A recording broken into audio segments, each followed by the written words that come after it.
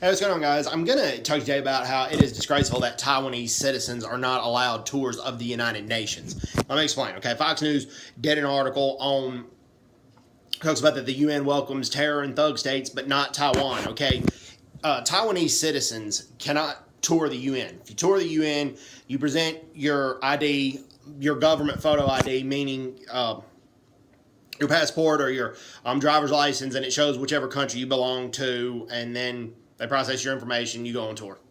Pay $22, okay? But if you're from Taiwan and those Taiwan papers show up, you cannot take that tour because the UN recognizes China as the only ruler of both China and Taiwan.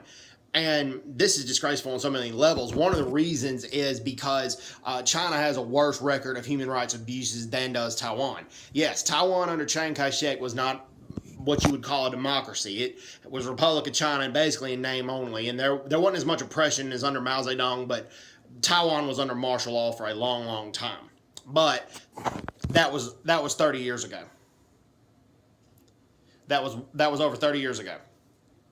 Now Taiwan is a democracy. It's a vibrant democracy. And recently China had held Liu Xiaobo on a Trump charge. And it was basically a bogus charge. And Liu Xiaobo could not go and get treatment for his liver cancer. And he died in prison. Sad state of affairs. Well, he died in the hospital, but basically was prison because the Chinese soldiers and the Chinese government stood over him. Basically, limited the visits his wife could see him.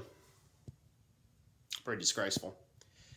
So, and then also, the United States pays for 22% of the UN's budget. China only pays for 8% of the UN's budget. The UN needs to take that into effect. Okay, Taiwanese citizens should be allowed to tour the UN.